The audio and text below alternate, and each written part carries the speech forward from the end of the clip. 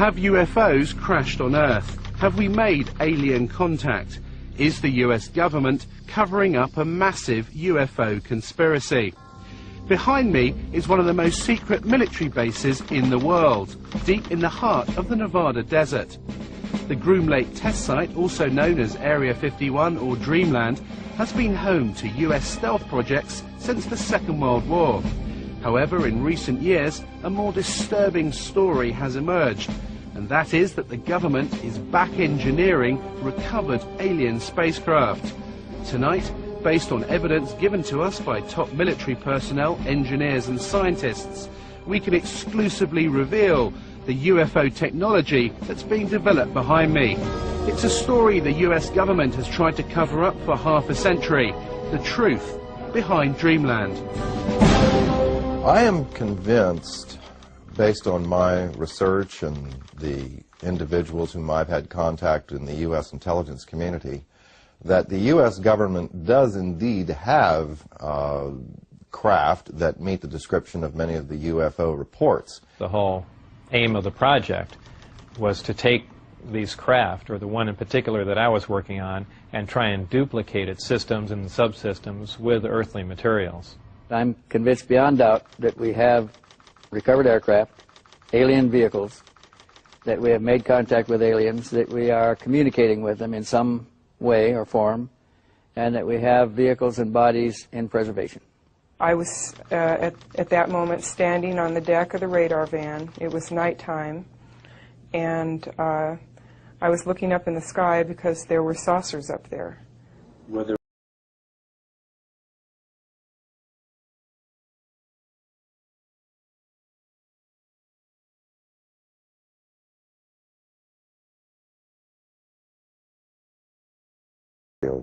type individuals, yes. They are here, whoever they are, wherever they came from, whatever they're doing. Other intelligences are messing around on our planet. I think that too many people's butts are on the line with this, that they've lied to us too long, that a lot of people have stolen legitimate national security money to keep this cover-up going, that they have perpetuated disinformation schemes on the American public, probably on the British public. The Air Force knows that there was a crash saucer, there were alien bodies recovered, that there have been aircraft that have gone up to chase UFOs and have not come back. They know that we're dealing with the biggest story of the millennium. Set on a remote dry lake bed 80 miles outside Las Vegas, Area 51 is just one part of the massive Nellis Air Force Base, which is roughly the same size as Switzerland. It was commissioned by President Truman in the 1950s as a top-secret location to develop and test America's new generation of post-war aircraft. In the technology fever of the 1950s, the base soon became home to the most exotic flying craft of its day. More recently, it is where the F-117 stealth aircraft was developed and test flown.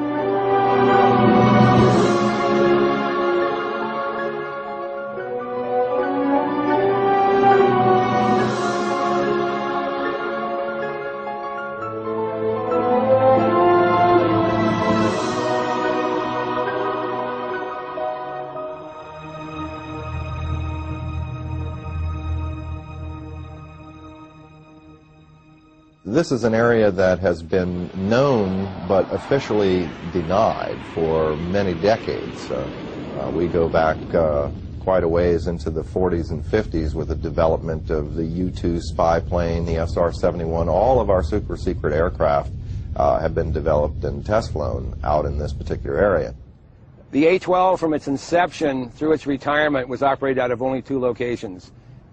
Area 51 at Groom Lake was its original home. The first aircraft was delivered there in January of '62, and the last airplane left on June 21st, 1968.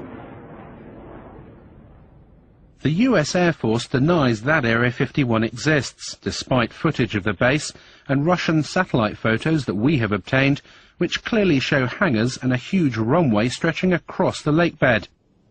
In the face of constant denials of its existence, the base has expanded since the 50s, with several passenger jets now landing every day, carrying hundreds of workers to the base. With this level of personnel, the few buildings that can be observed above the ground are merely the cover for a large underground facility.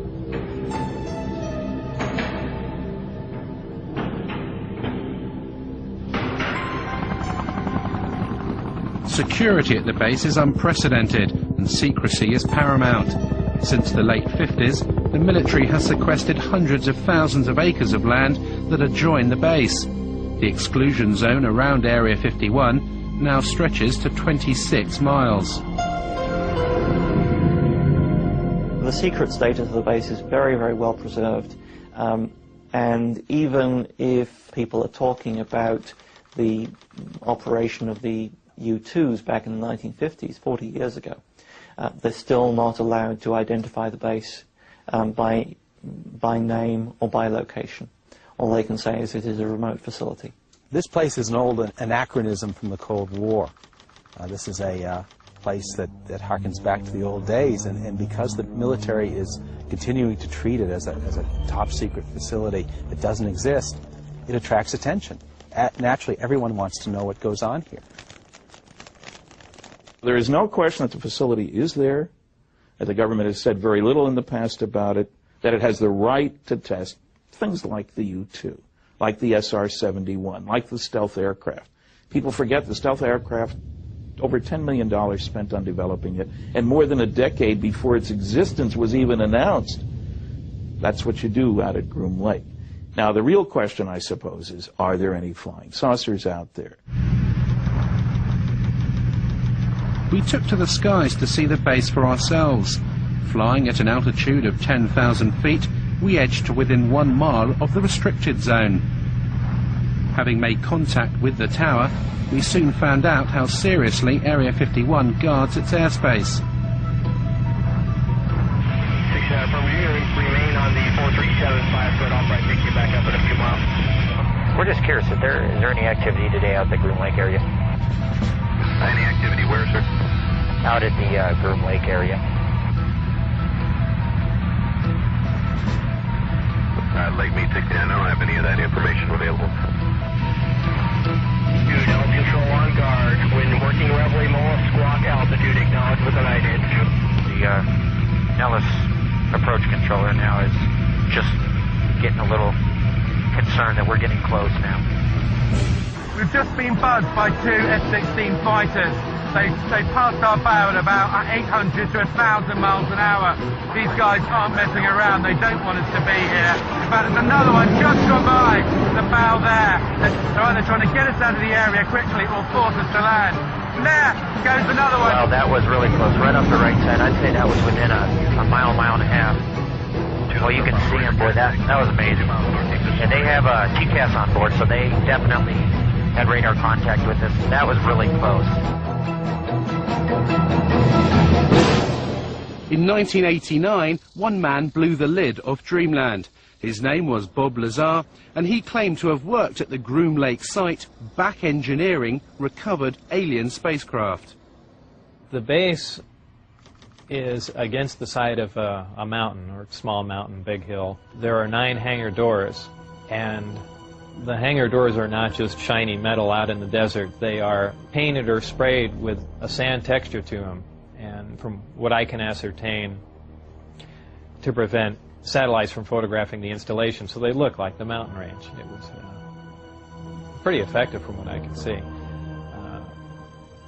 On the first occasion when I drove out there, all the hangar doors were closed, but at close range you could tell that they were doors and they would open. We drove around the left side of the installation, and there was the main entrance in there, and went through some gates and a security check and went inside, and it seemed like a typical government building.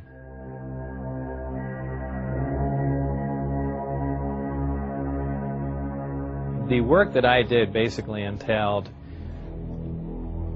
back engineering the power and propulsion system, and I opted to start with the power, the reactor that ran the craft. With the clearance that I had, that was known as Majestic clearance, there were only 22 people at S4 with that clearance to work on the craft. The location he worked on at Area 51 was called S4 and was housed on Papoose Dry Lake Bed, a short drive from Groom Lake. When I was brought in by bus, normally we had gone around to the left side of the installation and entered the door there, and for the first time one of the hangar doors, the one on the end, was open. The bus drove up and we stopped there, and clear as day in the hangar, taking up almost all the hangar, was the disc. Looked like something right out of a science fiction movie, and we stopped, got out, and for the first time I was led in through that door. And as I walked in there, I thought, well, this is the new advanced aircraft we've been working on, and this is why people keep seeing flying saucers, because it's ours and we've just been testing it probably for all these years. And when I walked alongside it, I ran my hand on it. I say it's metal because it was cold, so I just assume it was some sort of metal. And in fact, by the hatch that was taken off, there was an opening there, and it had a little backwards American flag stuck on it. So I was positive it was something we had manufactured. I was allowed in the craft on one occasion to see the placement of these systems in case it was important to their operation. So I was, of course, escorted in the craft, and it was obviously made to be piloted by something smaller than the average human being, very cramped in there. There was a sub-level where a little collapsing floor member opened, and I could stick my head and upper torso down underneath with a flashlight to see how the gravity amplifier is hung upside down. Looked around the placement of the 3 seats, about 1/3 to 1/4 the size of a normal human seat.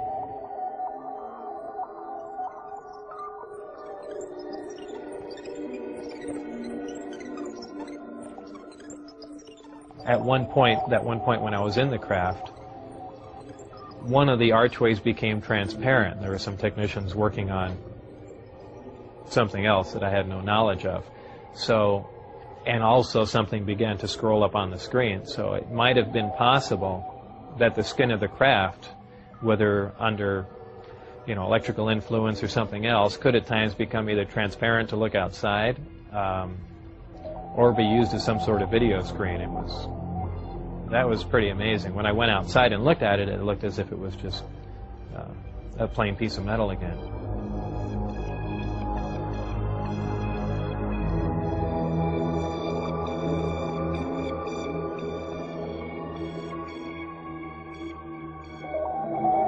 A lot of people say, boy, it must have been exciting to go in there, and I always say it wasn't. It was a very ominous feeling.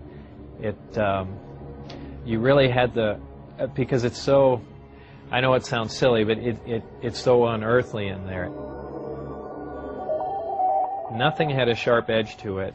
It was if the seats, the amplifiers that were in there, everything, as if it was made out of wax and heated for just a little bit and then cooled off. Everything had a smooth curve to it. Even where a chair met the floor was blended into it. It was as if the entire craft was injection molded. No one, let alone Bob Lazar, have been able to verify any of his academic or professional credentials. In 1990, he was convicted of pandering and declared bankrupt. In court, he simply described his occupation as a self-employed photo processor. Is Lazar a fraud? Did he work at S4? Or was he set up by the military to release certain information about the base? The notion that he would make a great patsy and he's the perfect scientist to work on such a project is interesting science fiction. In the first place, we have no reason to say he's a scientist. No diplomas, no papers, no memberships, nothing. In the second place, I worked on security for 14 years. People take security far more seriously than that. One of the strange statements he's made, there were only 22 people working on this thing.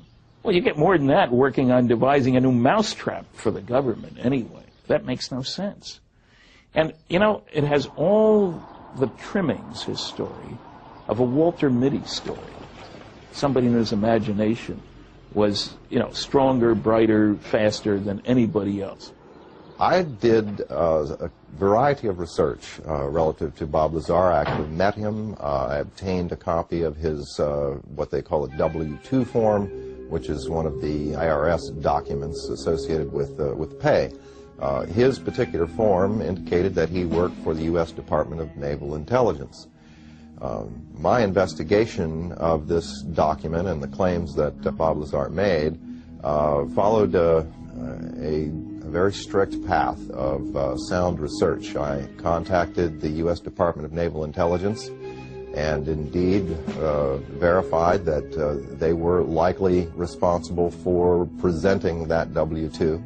I investigated the issue with the Internal Revenue Service. They informed me the exact words were, it appears to be legit, that it was a genuine document. It was not something that had been fabricated. There were a variety of numbers, contract numbers and so forth, issued on the document, which I was able to research, again finding that these were highly classified numbers. In fact, Internal Revenue Service ran into a brick wall when it came to trying to track down the actual employer associated with the document. He gave me information about his background, educational background and employment background. I started with his claim to have worked at Los Alamos Lab. I figured, well, that's a good starting point. If he worked at Los Alamos, it's pretty likely that he had an education somewhere. They don't just hire people off the street. And if he worked at Los Alamos, especially on classified projects, it's at least reasonable to assume he could have been hired somewhere else in Nevada to work on similar projects. We went to Los Alamos and got nothing even close to cooperation. They wouldn't respond to our phone calls. They say, we have no information on Bob Lazar. There's nothing in the files. I said, are you sure now? No, nothing in the files. I showed them the phone book entry that Bob had kept that said he was there. I showed him the newspaper article that showed that he was there. Are you certain that you don't have a Bob Lazar? Well, maybe we had a Bob Lazar. Here's an ID number, but he didn't work for us. He worked for someone else. Basically, Los Alamos Lab tried to thwart me at every step. Were completely uncooperative in trying to get information about Bob, and I found that to be the case at every step of the way in trying to verify his background. I'm the one that couldn't find any records or anything. I mean, I'm the one that brought that up, because I was the first one to run into that. Initially, I couldn't get a hold of my birth certificate either, and that was one of the things that concerned me, is they might be trying to make me essentially a non-person. I think it's most likely that Bob Lazar was indeed set up to be the conduit for certain information relating to this extraterrestrial project. On one occasion in the desert, Bob Lazar saw a flying disc being tested. I was brought into the hangar for one of the short-duration tests, and the craft was already outside on the lake bed, and lifted off silently and was drifted around for a bit and set back down, and that was pretty much of a marvelous sight. It's a huge thing. It's like seeing a house lift off the ground quietly. It's just, you can't imagine the energy involved to do that and not to make any noise at all. There was some audio communication with the craft, and so I can only assume that there were humans on board, and somehow they had managed to squeeze themselves into those little seats or put something in there to sit on, and obviously they knew how to operate whatever controls there was, or fabricate their own, or retrofit it with something.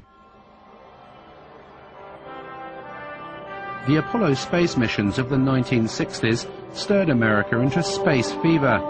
But as the country's finest astronauts hurtled skywards in conventional rockets, did the President know of the existence of sources and propulsion systems that were literally out of this world?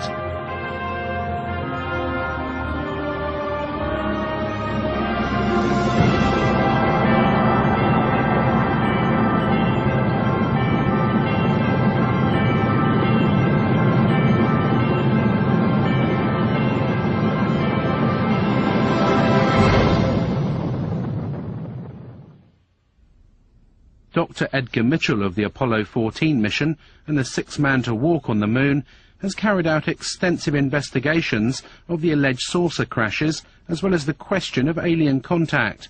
He met Lazar in 1991. I tend to believe that his basic story is true. that he was to expose to what he thought were alien craft and attempts to engineer and back engineer. I think that his explanation of what's going on and his theory that he's utilizing is probably not on target. What I think is credible is the fact that he was there. Since the Roswell incident in 1947, that there was a cover-up, that was a valid incident, and that there has been an active investigation program, reverse engineering program, and cover-up associated with that since that time.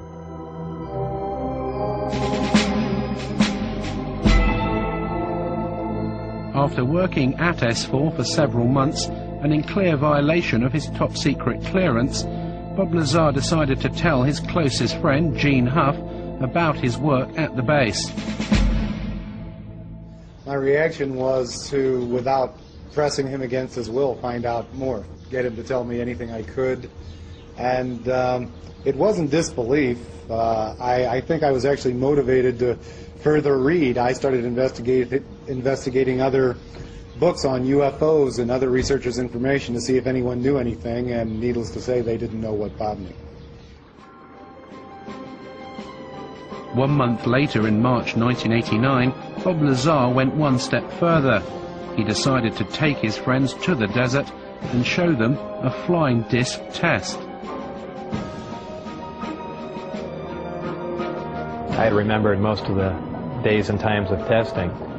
So I believe it was 8 or 9 o'clock on a Wednesday night, somewhere in March '89, I believe. We went out with Gene Huff, my ex-wife, and John Lear. Shortly after the flight time that I had recorded, white light came up off the ground and hovered, and then began doing radical step maneuvers and darting from one side of the sky to the other, doing some impossible flight characteristics. But at times the craft had glowed tremendously bright, where we thought, being miles and miles away, we thought there was something wrong and the craft was going to explode, so much so that we all got behind the car. It actually came closer. It came down the mountain range toward us to where we could actually see it was elliptically shaped. It looked like something that... It's strange to explain. It looks like an explosion that starts to explode and stops and doesn't explode and dissipate. That's how bright the light is. Your brain interprets it as an explosion about to happen. On his third visit with his friends to observe the discs at night, Bob Lazar was arrested. He was taken to an unknown location for interrogation and never returned to Area 51. They threatened my wife. They threatened to kill my wife. They said they'd stop at nothing. They said they thought they made that very clear. They couldn't believe that I had taken anyone out there to show them that, much less left with information like the flight test data, and wanted to know what else I had said, who else I had told specifically. Security agents from the OFI, the Office of Federal Investigation, had been witnessed doing random security checks at his house. There was almost no question in anyone's mind, anyone in Bob's immediate life who talked with him on the telephone, that his phone was tapped. I mean, strange things would happen on Bob's phone and really continue to this day. Dennis Mariani, who was my supervisor, called, and all he said was, "Do you have any idea what we're going to do to you now?" And that was the end of the phone call. They were crazy. They really were. They were completely out of control. When you go to work out at those locations, you sign away your constitutional rights. You sign a piece of paper saying that if you violate your security agreement and you discuss programs that you're working on without a trial, without right of appeal, you're going to go to Leavenworth Federal Penitentiary for 20 years. That's a real big incentive to keep your mouth shut. We had an engineer who worked at this TV station who, before he was here, had worked at Area 51 and had seen one of these craft under a tarp. Walked into a place he probably shouldn't have been.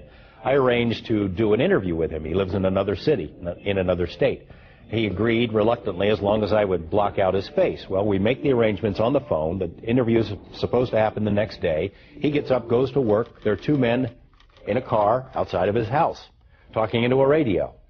They follow him to work. When he gets out of work, they follow him home. No interview.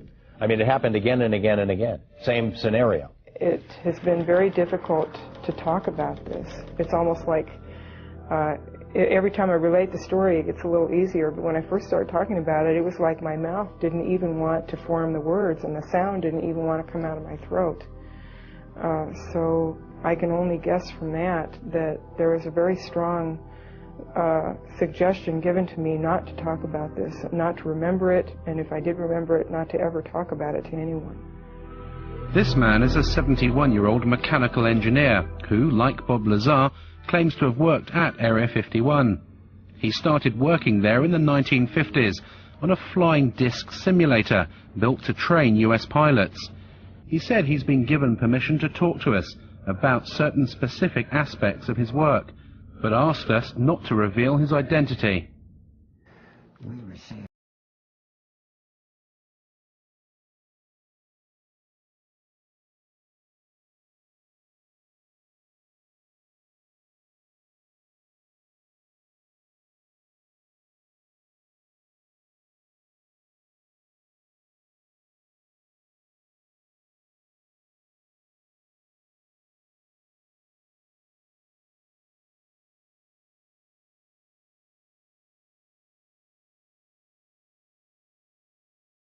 Extraterrestrial type individuals, yes.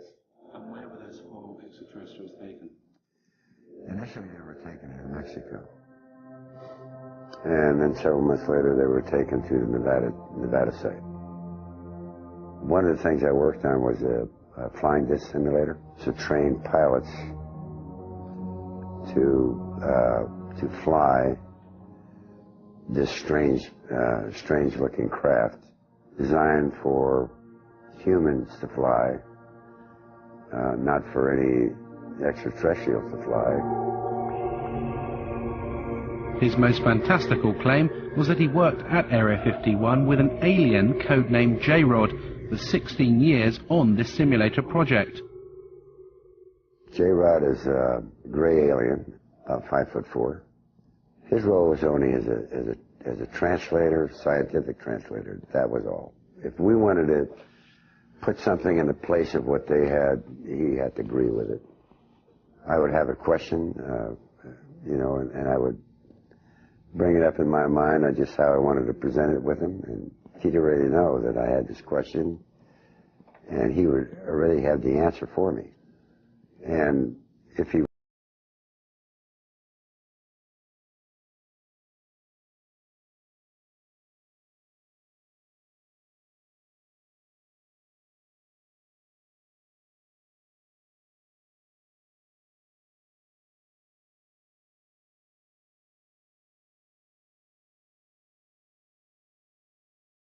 The nearest town to Area 51 is Rachel, population 150, and home to the most famous bar and grill in Nevada, the Little Alien.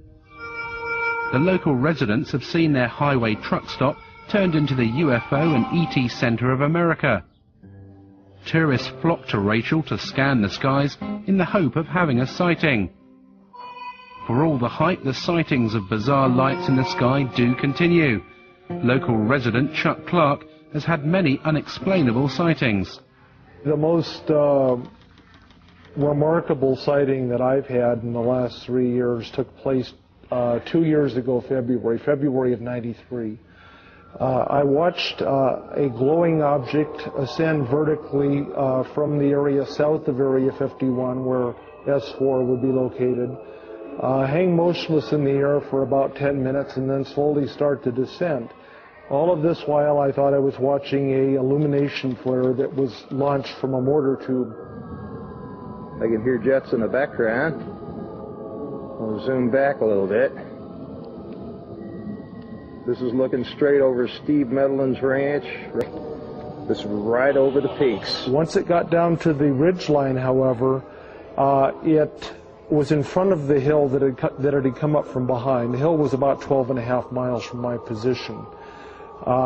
It came down to a few feet above the ground at the base of the hill, hovered momentarily, which is still consistent with what a flare might do in calm air, but then suddenly it shot off westward covered 4.8 miles in 1 to 1.5 seconds and stopped cold, also about 30 feet off the ground, hovered just long enough for me to get it focused to my binoculars for maybe 2 seconds, and then it vanished right in place.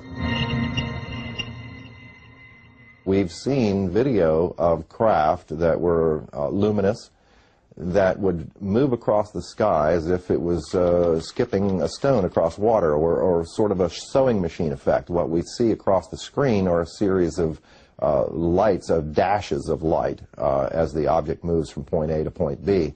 And a rather strange warping occurs that's very difficult to unravel until you go frame by frame and you begin to see what is actually occurring. Therefore, we are seeing what you might call a shadow effect of the propulsion mechanism at work.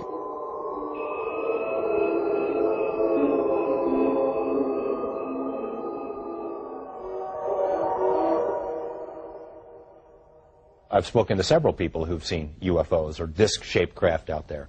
An attorney who lives here in town who has seen one. He saw one land outside the boundaries of Area 51. I've spoken to a very high-level managerial type who worked for a defense contractor out there for a number of years, from a very respectable, reputable family. His credentials are beyond question, but he doesn't want his name or face used, and he has seen them many times. There were a variety of craft that were all essentially generically sort of canister-shaped. I guess you would say they were predominantly disc-shaped or rounded, like one of those Chinese lanterns or something or other. They appear to be colorful. At least they were multicolored in addition to the lights that seemed to be able to take on the light of the background. They could camouflage themselves somewhat in the sky by absorbing the blue light from the sky and clouds.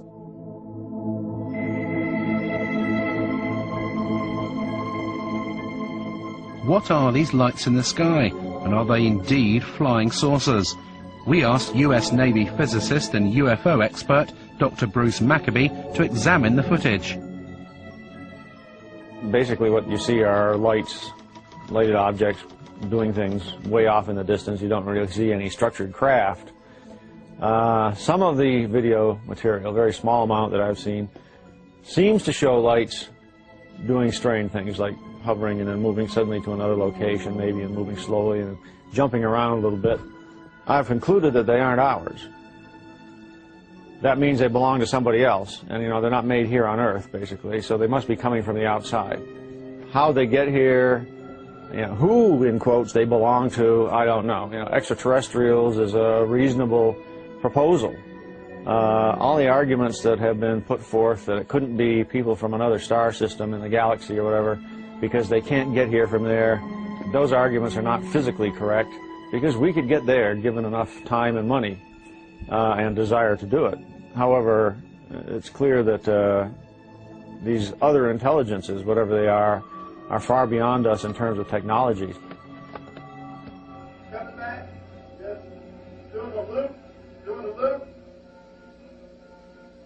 Now what I'm going to show you is a computer-enhanced version of what you just saw, and we're just going to look at the one portion where the UFO was appearing in the left-hand corner, going to the right, and then coming back again. That's all we're going to see. We're going to see it repeated over and over again. This part of the frame has been chopped out of the full frame. So I'll just let it run, and it goes back and forth, repeating. And if we stop it, and here's the shadow, and here's the UFO. So basically we have a triangle with one side and two angles that we know. The net result is I can calculate the UFO position in three-dimensional space. Right. Turns out to be about 7,000 feet away from the camera. So having analysed it, what we seem to have here, Bruce, is a genuine UFO. Yes, there is an object out there 7,000 feet away. It wasn't one of ours. It's about 30 feet in size. A genuine UFO.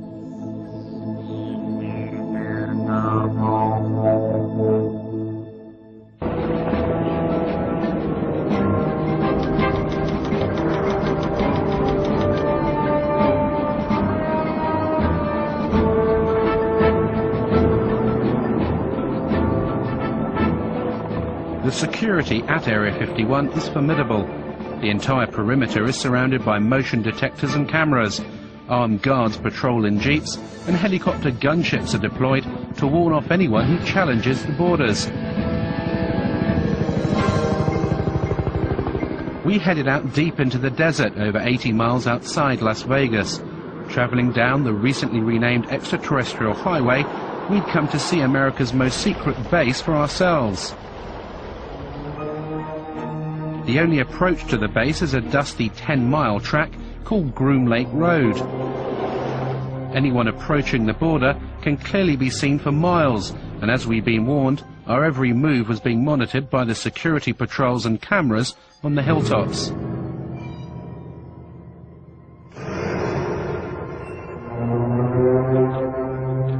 This is as far as you can come to go to the Groom Lake base. It actually says on these signs that use of deadly force is authorized.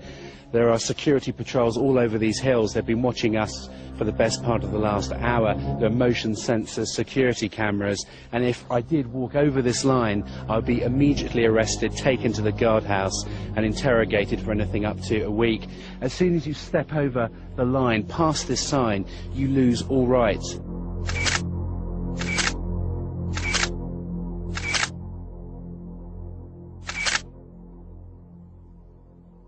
What's amazing to me, Glenn, is that the entrance here is so unassuming. They've got this rickety sign saying use of deadly force authorised, but you literally could, if you didn't know what you were doing, you just carry on straight into the base. That's the idea. You don't encounter any people here. If you went into the guardhouse that's there about a quarter mile in, you'd be arrested immediately because you've already passed those signs. They don't want to answer any questions, so they don't put any people in vulnerable positions. And as you come off the highway up there, the extraterrestrial highway, there's no sign saying Groom Lake, there's nothing, is there? No, I've put up a secret base sign up there occasionally, secret base this way, but it doesn't stay up for very long. And on foot or in car, this is as close as you can get to Groom Lake, isn't it? This is physically as close as you can get. Unfortunately, you can't see anything from here at all. How far are we actually away from the base? We're about 13 miles northeast of the base right now. Right. And if we continued up this road, if we drove into the base now past the signs, we'd be arrested? If you drove beyond here 20 feet, you'd be intercepted. As night fell and determined to see the secret facility, we headed for Tikaboo Peak, which overlooks the base 7,000 feet above the desert. At our base camp, I talked to Glenn Campbell, who founded the Area 51 Research Center in Rachel and who produces the Groom Lake Desert Rat newsletter. He gave up a successful career in computers to devote his life to uncovering the truths of Dreamland. This is a large facility as big as the state of Connecticut. It's got lots of unknown, unexplored areas that you could store anything you want. Area 51 is only the best known secret base of a vast complex. They could house a lot of different things we don't know about. But there is actually no fencing, is there? Yet they know when you cross that line. It's simply marked by orange posts every few hundred feet. It's easy to wander across this line, but as soon as you do, they're going to detect you and they'll be right on you. This is a very harsh military border. It's not a place for tourists. Military has never said there are no UFOs. It's never directly denied any of the Area 51 stories. It would have been so simple when these claims came out, these Papoose Lake claims, for the military to simply say, look, we have nothing there. They could take a few reporters to this area and show them, nothing there. The military hasn't done it. The military has stonewalled. It has remained silent. And that's the most damning thing that they can do. At 3 a.m. we started our final ascent of Tikaboo. We needed to reach the summit before daybreak in order to see the base lit up for its nighttime test flights.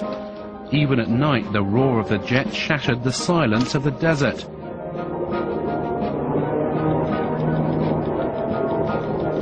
As we reached the summit under a cloak of darkness, Area 51 could clearly be seen, its runway lights glowing in the distance.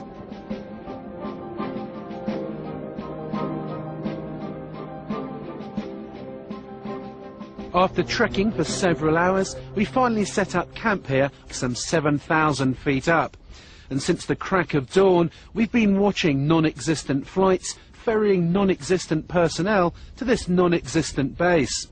Tikaboo Peak is the last safe vantage point where you can clearly see Dreamland. But how long before this too is claimed by the military?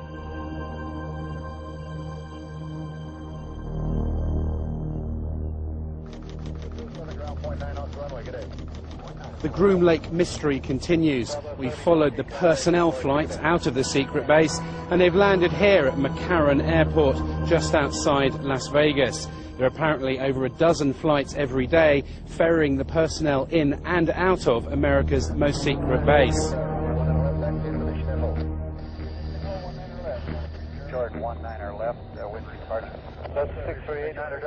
I was called at a random time.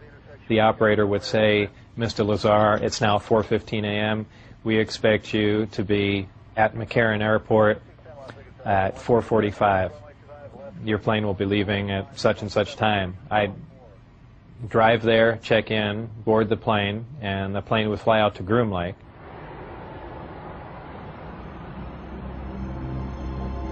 As the Groom Lake workers headed off in their cars, we tried to enter the terminal. Who could you point me to at the base who could give me some information? Okay, what I want to tell you right now, you're trespassing on private property. Sorry, we thought that was the point. You're trespassing on private property. You're inside our gate. And I'm going to advise you right now to leave the premises immediately. Okay? Is this government? You're to do that immediately. This is private property. You're trespassing. Leave the premises as soon as I get to get the information. Is it government property or is it just private? No comment. You're trespassing. Okay. Who are you trying to kid, bud? Is there anyone you can point us to give us any details?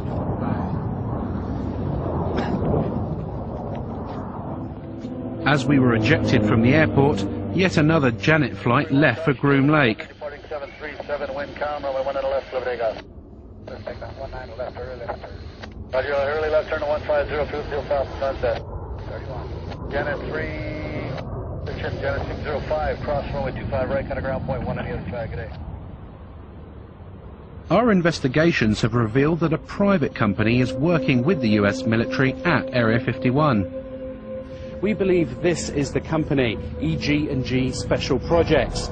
It's worked for the last 50 years on top secret and sensitive projects with the US government, and it's said to control the Janet flights that take the workers to the base, as well as all the security and technical support for the back engineering of alien spacecraft. I did not work for EG&G directly. I was just interviewed in one of their facilities at McCarran Airport. A short time later, I was called back in for this new job at S4, and they had explained to me that it dealt with some sort of field propulsion system, and I was just under the assumption that this is an advanced type of aircraft that's being worked on, and I was excited about the position. You have to leave the private property.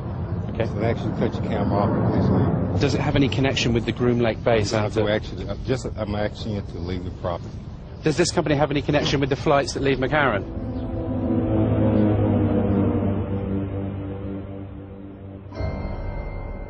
EG&G has been the central civilian contractor for Groom Lake basically since the beginning. They're the people who military folks come and go, other contractors come and go. EG&G has had the contract since the very beginning. So if anyone were to know what's going on out there, it'd be EG&G. They're not talking. We phoned EG&G to clarify what their role is at the base, but they would only confirm that the company is working on several classified Department of Defense contracts at various remote locations in Nevada.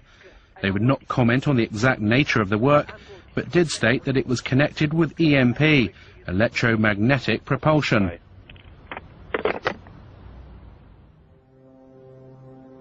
If recovered alien craft are buried deep beneath the Nevada desert, then the power to release this information to the public lies deep inside the corridors of Washington. As an intelligence insider said to me, the problem isn't obtaining the information, it's handling the truth.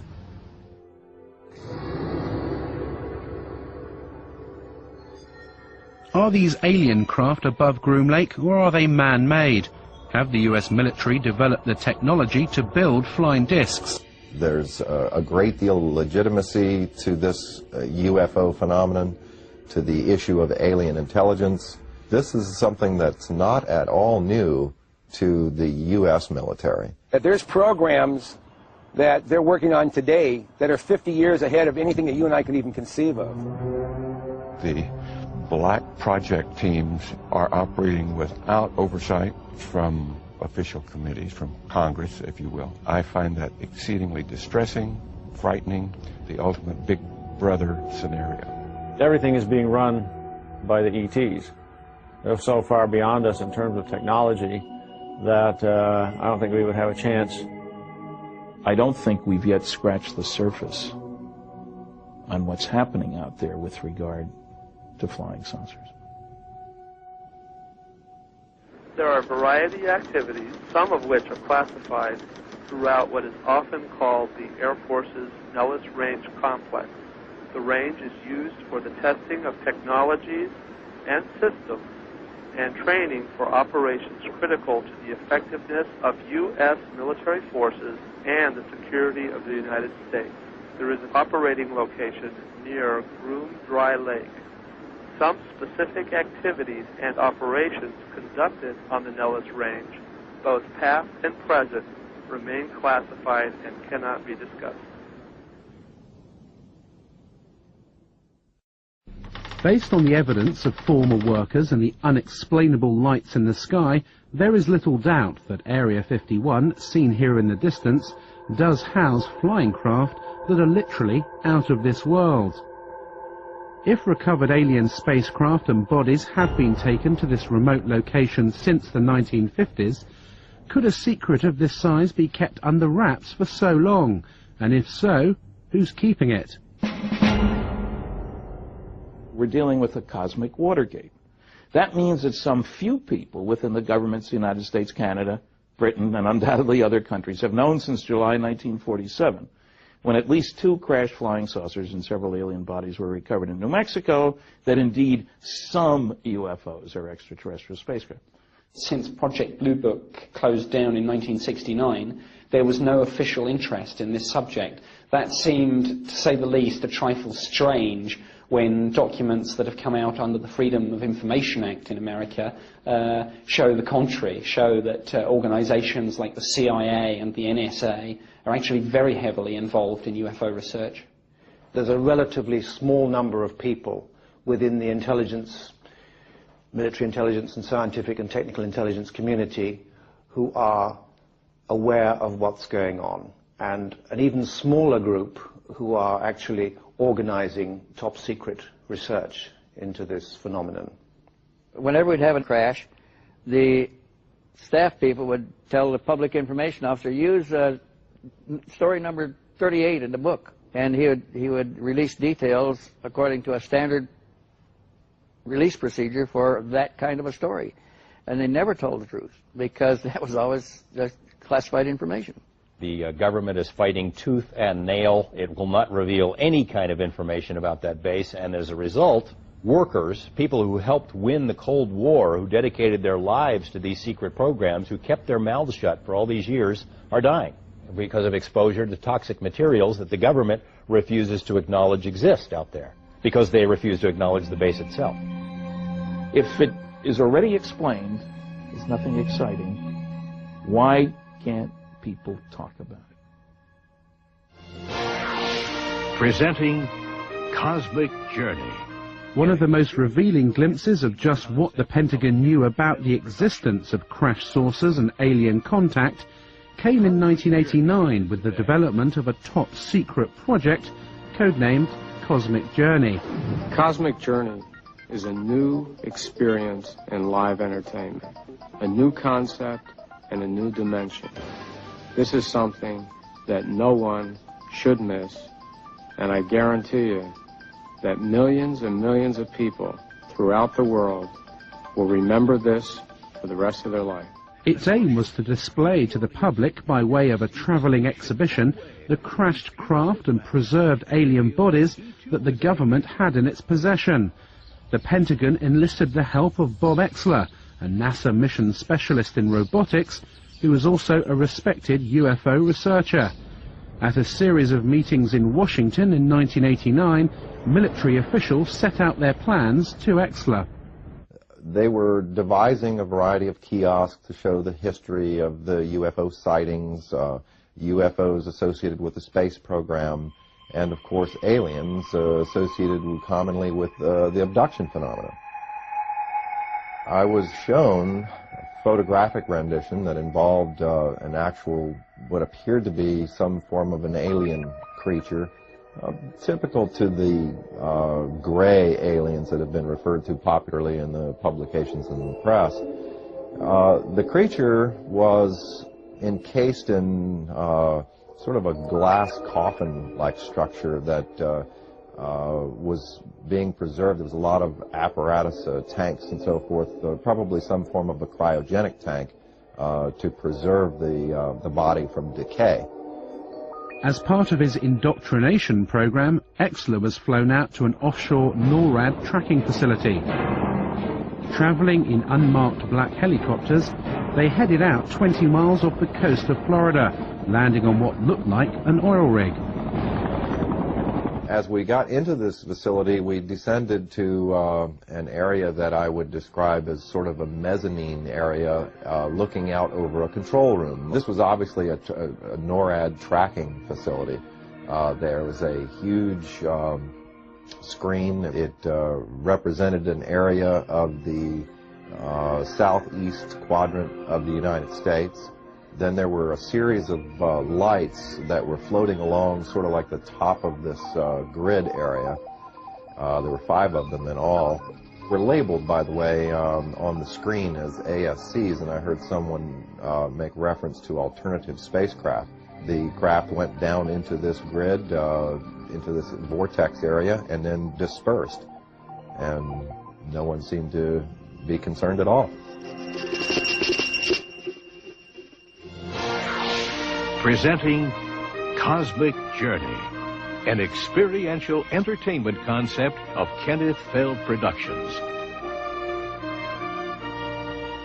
I've not since been contacted by anyone associated with the Cosmic Journey. There have been, since the publication of the book revealing the project itself, there have been a number of plausible denials by members associated with the project, and of course categorical denials on anything related to the more intrinsic alien issues. The only official UFO investigation that the United States will admit to was Project Blue Book. It was set up by President Truman in 1952 after a rash of UFO sightings over sensitive military areas. Was it a genuine attempt to investigate UFOs, or just a smokescreen to keep an increasingly anxious Congress and public at bay? The public was told everything's under control. Sign, grudge. Blue Book, that is the organization that's doing the UFO thing. We have access to the finest scientists. There was a whole bunch of malarkey that went along with that. It was set up as a public information office to answer the questions on the UFO phenomena for the public. And their case information, their files, were sent down from upstairs, from where my office was, where my desk was. Usually cases that could be explained away, and those were used as sample cases in dealing with the public. Anything classified above confidential stayed upstairs and even went higher and never came into the purview of Blue Book at all. I don't think it was a genuine investigation in that the really sensitive reports were filtered out by a more important group than Project Blue Book. We have obtained copies of Project Blue Book documents. There are literally hundreds of reports of UFO sightings and eyewitness accounts from both civilians and military personnel, many that were unexplainable. Project Blue Book is still some 40 years later the most important body of evidence admitted by the US authorities that we have made contact with extraterrestrials. The investigation was closed down suddenly in 1969. No reason was given. Blue Book was the cover organization. That's the one you heard about. That's the only one ever mentioned. And as recently as last year, an Air Force letter to a senator said Blue Book was it, and when we closed it, we got out of the business. In reality, all these other groups concerned with monitoring the skies were continuing to look at militarily important cases. A light in the sky means nothing But if one goes buzzing down the runway at a strategic air command base where nuclear weapons are stored, which has happened, and we've got some records on that, that's of concern. We can say that the recent sightings are in no way connected with any secret development by any agency of the United States.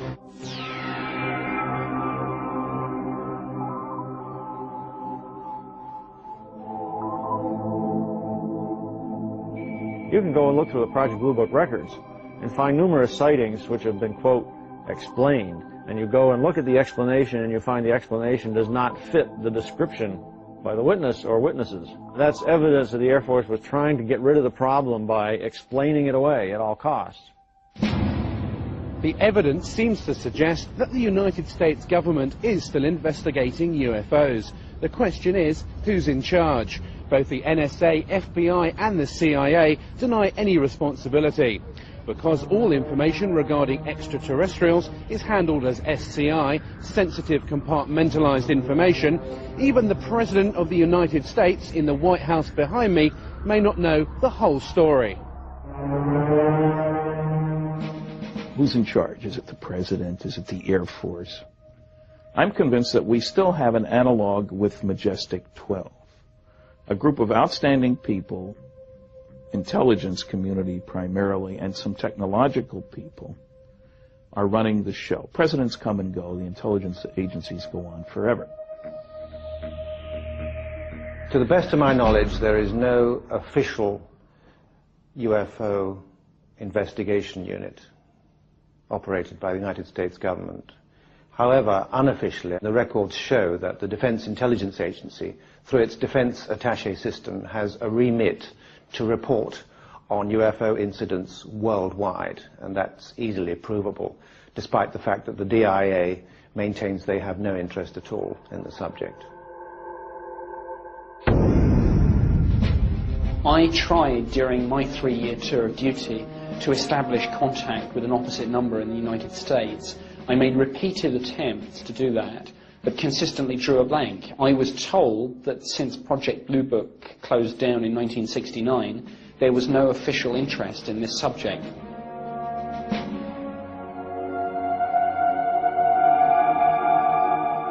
I didn't work for the U.S. government. I worked for a satellite government of this country. As far as the Senate concerned, I think there was only one left, and that was Bob Dole. And as far as the presidents are concerned, the only presidents that I feel that I met at the facilities back in the 50s and 60s were Nixon and Bush. We contacted former President George Bush to ask him what he knew about the existence of recovered alien craft and the developments out at Area 51. We received a fax response. Unfortunately, we are not able to provide answers to the questions that you send. President Bush's policy of long-standing is not to comment on or engage in speculation about alleged classified programs of any kind. A close confidant of George Bush and a man well acquainted with Area 51 was Admiral Bob Inman. His credentials are impeccable. He was director of both Naval Intelligence and the National Security Agency, as well as deputy director of the Defense Intelligence Agency and the CIA. In a telephone conversation with Bob Exler in 1989, he referred to recovered vehicles becoming available for research. Do you anticipate that any of the recovered vehicles would ever become available for technological research outside of the military circles? Again, I honestly don't know. 10 years ago, the answer would have been no. Yeah. Whether as time has evolved, they're beginning to become more open on it, is a possibility. He knew from an official standpoint that these vehicles, these objects existed, that they were in military, U.S. military custody, and that there were scientific projects associated with those. I believe it is the first revelation by anyone in a high enough level capacity within the U.S. government, especially within the intelligence community, to, in effect, acknowledge that we are indeed involved, that UFOs are real, that they were developed by non-human intelligence, and that somehow or another we have acquired possession of that technology. Inman does not say much. There is no reference, there's no mention of UFOs, spacecraft, anything like that.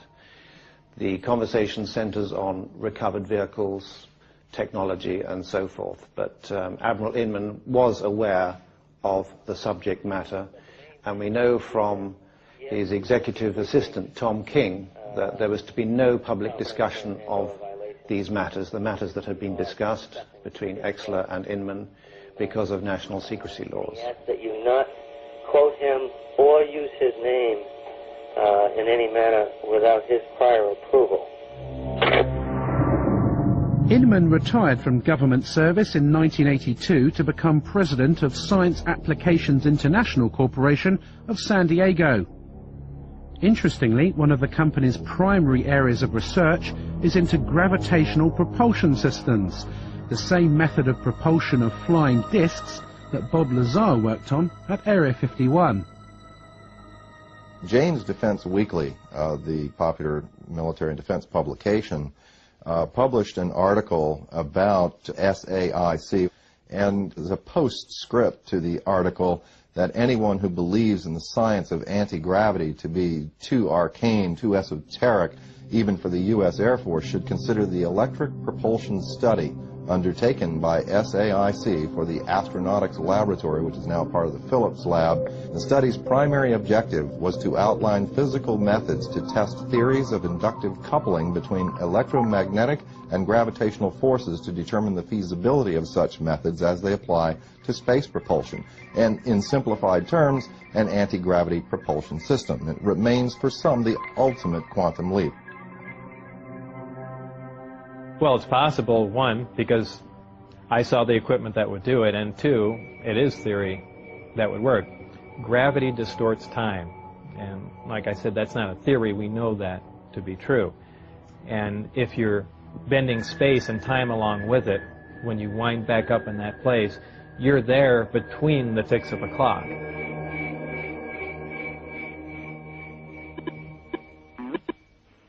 We called Admiral Inman to find out what he knows about Area 51 and why his company is developing this gravity propulsion system. Let me get right to the point that you're after. Yep. I had occasion in several different jobs to ask the question, was there any credible evidence? When I was the vice director at the Defense Intelligence Agency, the National Security Agency, the Central Intelligence Agency, I inquired at each of the three places at different times, do you have any credible evidence that would support the existence of UFO or, aliens? Yeah. And the answer was always no. Janes wrote an article in which it mentioned Science Applications International, and it referred to some of the development it was working on as the ultimate quantum leap, exotic, shall we say, gravity propulsion systems. What exactly are those, and what are they used for flying craft? I'm pausing because I want to make sure I don't overstate the case. Right. We're on a little sensitive ground here. There have been, over the years, I thought some of the early allegations of activity out in Nevada 15 years ago could well have been reflection of the prototype testing of some of the stealth vehicles.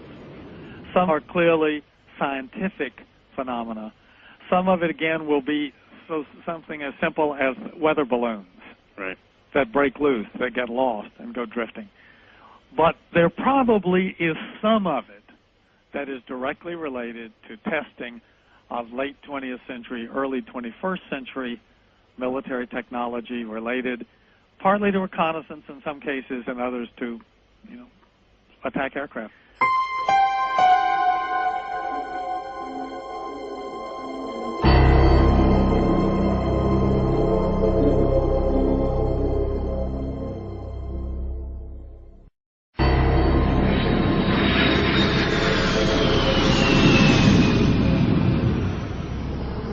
the Nellis Air Force Base, one of the top military installations in America. It's split into 4 main areas. The Tonopah and Nevada test sites, where America's top-secret nuclear tests take place, as well as the Nellis bombing range, where the latest jets and bombers are put through their paces. It's also home to Area 51, so if there are flying saucers being tested over the desert, then the personnel at Nellis definitely know about it. We were contacted by a former radar operator at Nellis, who confirmed that she had witnessed a classified flying disc test out in the test range. She left the Air Force in 1985 and is too frightened to reveal her true identity. The flying disc test took place at night in the desert a few miles from the base. I was at that moment standing on the deck of the radar van. It was nighttime, and I was looking up in the sky because there were saucers up there. There were 10 to 15 saucers, and they were glowing orange on the bottom. The one that was closest to me, I could see in pretty good detail. I was standing with a group of people of whom I did not know any of them, and they did not appear to know each other. So it seemed like we were all very isolated. No one was talking to anyone. It was very frightening, because what I was seeing was definitely something that was very highly classified, and there was a couple of people talking inside the radar van who I assumed were officers, but no one was wearing any rank insignia and no one was wearing any name tags. The maneuvers that they executed were very sophisticated, so my guess is that they were being piloted by aliens who knew exactly what maneuvers they could do.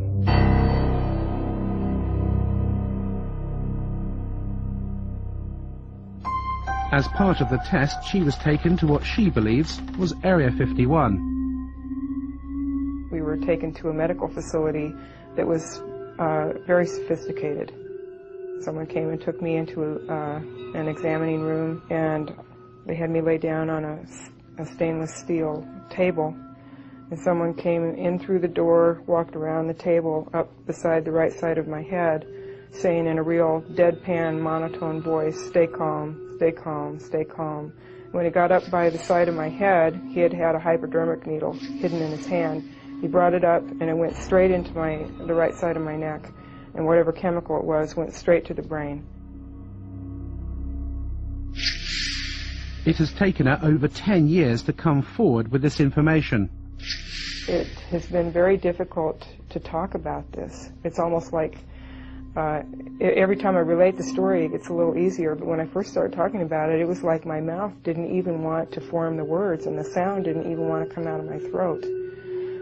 So I can only guess from that there was a very strong suggestion given to me not to talk about this, not to remember it, and if I did remember it, not to ever talk about it to anyone.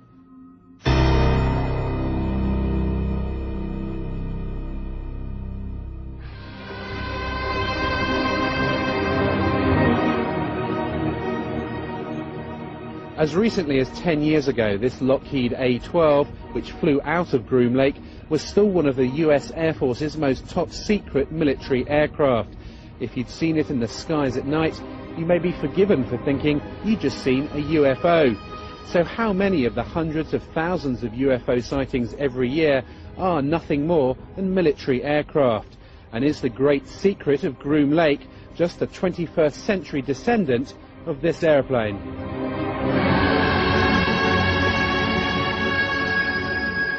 The original test pilot was Lou Schock. The first time he saw it, I mean, he rubbed his eyes, he turned around, walked back out of the production hangar at Lockheed and walked back in because he did not believe his eyes. You know, initially they were going to call it El Salvador instead of Cygnus. For the simple reason, in Spanish, that means the Savior or Jesus Christ. Like everybody who saw the airplane could not believe what they were seeing. It was a Buck Rogers airplane. This airplane was built, designed almost 40 years ago. 40 years before that, the hottest thing flying was a Seversky P-35. 40 years before that, it was a balloon. So the technology has not stood still. So it's a very good possibility that we are looking at man-made transportation for the 21st century. The United States Air Force alone, in 1997, according to the latest budget request, will spend more than $11 billion on research, development, and production of secret weapons systems of one kind or another. That's considerably more than the entire research and production expenditure of any other military in the world. I am very distressed that the black project teams are operating without oversight from official committees, from Congress, if you will, from public oversight, with black budgets that no one knows where it's going or what it's being used for. I find that exceedingly distressing, frightening, the ultimate big brother scenario. I think a good part of the reason for keeping everything classified is because this is an awesome weapon. Now you think the amount of energy that this system can put out, weapon system if you want to look at it as that, and it obviously had some weapon potential. Just think about being able to deploy something like that virtually instantaneously anywhere in the world. You know, you have a conflict in the Middle East, how long does it take you to get an aircraft carry over there? Well, it takes a long time. Here's an awesome weapon power that flies, that can move somewhere virtually instantaneously and, you know, pound an enemy virtually into dust. Yeah, that's something to keep awfully secret at any price, because that's something you can almost conquer the entire planet with. I'm convinced that human beings are building disc-shaped craft. In fact, it was reported that by 1960, the U.S. military had already developed a disc that could operate silently. Man-made flying saucers are indeed real. This is the Avrocar, which was launched in total secrecy in 1955, less than 10 years after alien saucers were allegedly recovered from Roswell, New Mexico. A CIA memorandum in 1955 stated that the Avrocar was based on research developed by German scientists in World War II. We have obtained the only film ever taken of the first top-secret test flights in Canada in 1960. Why was the military test-flying saucer-shaped flying craft in the 1950s, when Project Blue Book denied they existed?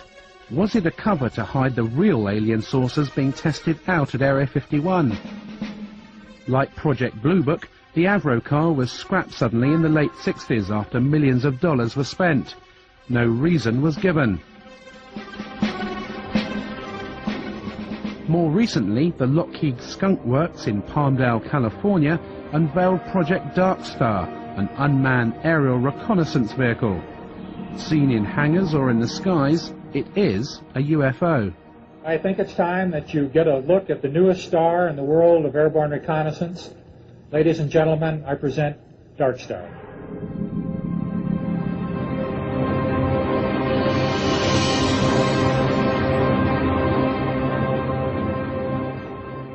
Dark Star is a very unusual looking aircraft. It has a saucer-shaped body and a pair of very long, slender wings attached to the back. Like many stealth aircraft, including the B-2, its appearance varies drastically according to what angle you see it from. If, for example, you see the aircraft kind of edgeways on, you might well think that this was something totally foreign, totally unlike any conventional aircraft, and certainly much more like what people have described as flying saucers.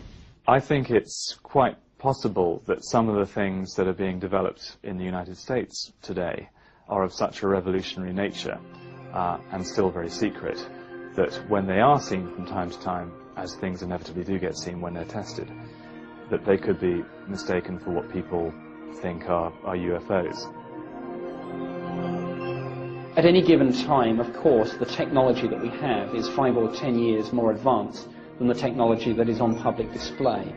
But these sorts of things do not fly over the heads of bewildered members of the public. They fly exclusively in very clearly defined ranges and danger areas. So the sorts of things that are being reported as UFOs will not be ours. In September of 1947, the Air Force wrote to J. Edgar Hoover a letter saying, we checked all of our research projects, etc., you know, it would be not just the Air Force, but the Navy and the Army, everybody, and we have nothing that could create these flying disc sightings. A big UFO convention came to an end in Las Vegas last night, and afterwards, naturally, some of the members went out in the desert to search for UFOs. A news crew went along, too, and sure enough, it wasn't long before a mysterious, unidentified object appeared. Not too surprising, somewhere up there, you see it, because this patch of desert is right near a military test site. This looked like no aircraft lights that any of these folks had ever seen. Was it a bird? Was it a plane? Was it the Aurora, the secret plane? We don't know. More to come, I'm sure, and the Air Force is not saying anything as usual.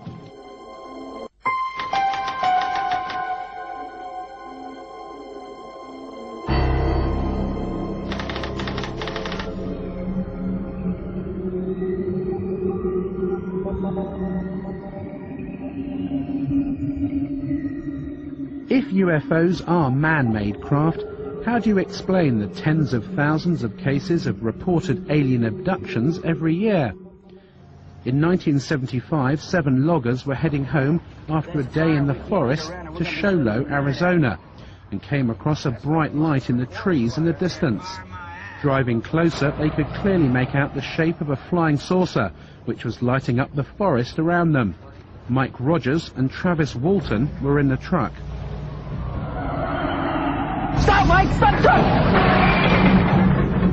It had lighted spots on it and was basically metallic, had a metallic framework. My first feeling was that it looked rather beautiful. But at that time it wasn't making any noise and it wasn't moving, it was just quietly perched there in the air. Travis! Travis! How are you doing? Oh my God! When it started to move, the sound got real powerful, and I jumped for cover, and I got down behind this log, and the guys were yelling, "Get away from there," and they were swearing and everything, and I was getting, you know, pretty scared myself, and I made up my mind to make a run for it. And when I raised up, wham, something hit me. A beam of energy, a bolt of lightning, but it wasn't like lightning, it was like straight-sided, like a deliberate beam of energy, but it was so powerful it created like an explosion that lifted him off his feet and blew him backwards. And here's Travis flying back through the air. He landed some distance from where he'd been standing, landed flat on his back, and as he's going through the air, his arms outstretched, he looked lifeless at the time, like the concussion of it had already killed him or knocked him out or something.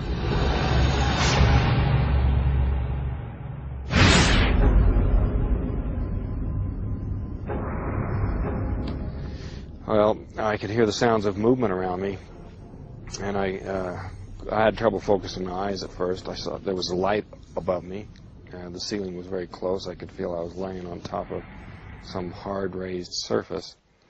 But when I finally got where I could focus my eyes, and I saw these creatures standing over me, I just flipped out. I just instantly became hysterical. I started screaming. I was definitely not in a hospital. And can you describe what these aliens look like?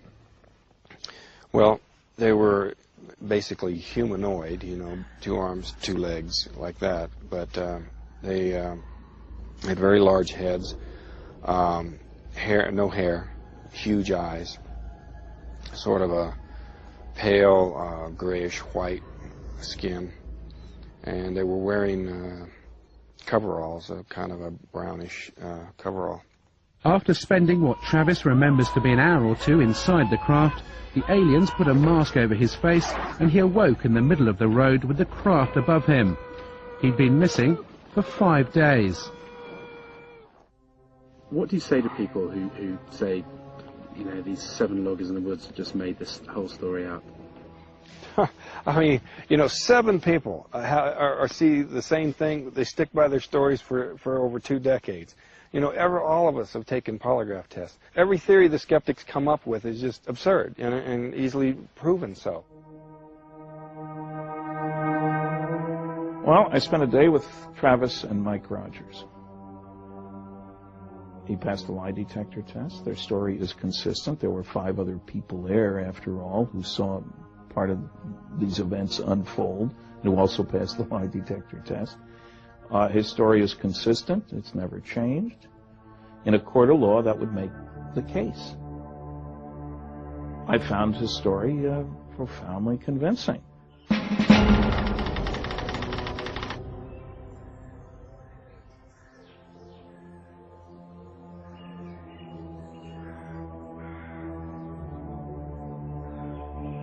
This is the Saratov Air Base, 200 miles outside Moscow. Behind these barbed wire fences is the Russian equivalent to Area 51. If you thought only the US government had flying disc technology, then you'd be wrong. The Russians have been working on a secret project codenamed Taryelka since the Second World War. Security here is unprecedented, and this perimeter fence is as close as we've been able to get to the base.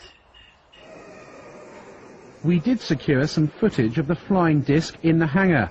The codename for the project is Ekip, and it has been designed for humans to fly. We asked the scientist in charge of the project what propulsion system the craft uses, but he would not divulge what he called classified information. What is clear is that Taryelka is aimed at the commercial market, not the military. The Russian engineers here at Saratov see this as an alternative to aeroplane transport in the 21st century. Where the production and design expertise came to build the Taryelka, no one is saying. But surely it's more than just a coincidence that the base here at Saratov is so similar to Area 51, both in location and security. And as in the US, the Taryelka project was started in the 1940s, just after the alleged saucer crash in Roswell, New Mexico. I'm pretty sure that the Russians have those craft. We were told directly by a leading Russian scientist who had worked on these things, that both the United States and the USSR had acquired information from captured Nazi scientists and had built craft like these. They knew that we had them. We knew that they had them. The story I got from the Russians before is that these same scientists who felt that there was an alien connection, Stalin himself, I was told, believed in this alien connection, that these things came from somewhere else. Now, I think because of the political changes and the political uncertainties in that country, even these scientists are backing off from that position. Well, we're not quite sure if these are alien anymore. They're not certain that the Kremlin needs any kind of a UFO expose right now. The Taryelka will be on display at trade shows around the world in a few years' time, sold off to the highest bidder. The fact that mankind may be transported in flying discs in the early part of the 21st century is a startling transition from science fiction into science fact.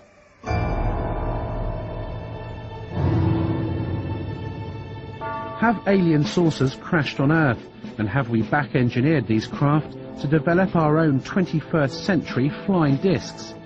The answer, however improbable, is yes. Area 51 does exist, and we have eyewitness accounts from at least 2 former workers at the base who confirm the existence of alien spacecraft. The truth seems to be out there, but will they ever admit it? It's likely to be a very long time before we discover what is actually being done out at Groom Lake now. If you look at the intelligence community particularly, they seem to wait anything from 15 to 20 years or more after something has been retired before they acknowledge its existence. Therefore, if things are operational now, we may not see them for another 30, 40 years. What also happens at that point is that things remain secret for so long that the people who originally decided they should be classified are retired or quite possibly dead. And it becomes almost impossible to declassify a program at that point because nobody knows quite why the secret is being protected. The Air Force headquarters files up through 1955, 9,800 feet of material. That's 1,000 four-drawer filing cabinets. When I went to ask for stuff out of these files, only 10% of the boxes I was interested in had been classification reviewed. And in those boxes there were withdrawal sheets all over the place. So secrets can be kept. They are being kept. One way that they're being kept is the naivete of the people who think, if this was going on, I would know about it. The ego is a powerful weapon. They have to know that it has to come out. And it has to be part of their program that it will come out. We just don't know what the agenda, what the time frame is. I think it's very reasonable. Let's say if contact were made in the 1950s, I think it's very reasonable of the government to say, let's keep it secret for 40 or 50 or 60 years so we can study it, so we can reproduce the craft, so we can understand what it is we're dealing with and release it to society slowly. Perhaps that's what they're doing now. Do you think the secret will be out in a few years' time? I'm saying because I've got permission, I'll turn my papers over to you in 2002. And then you'll know who I am.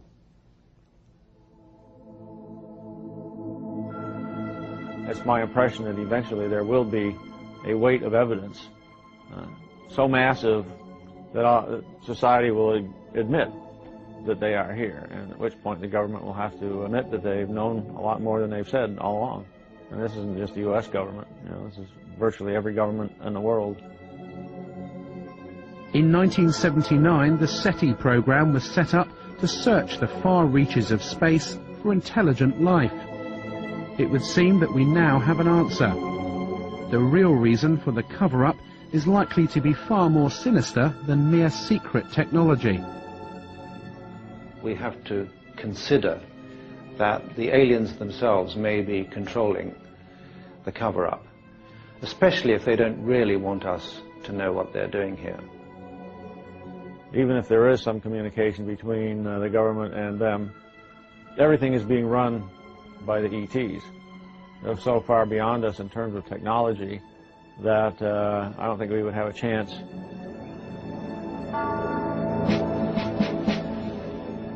They, the officials in charge of this information, are going to look rather impotent were it known that there are extraterrestrials invading our airspace against whom we have inadequate defense.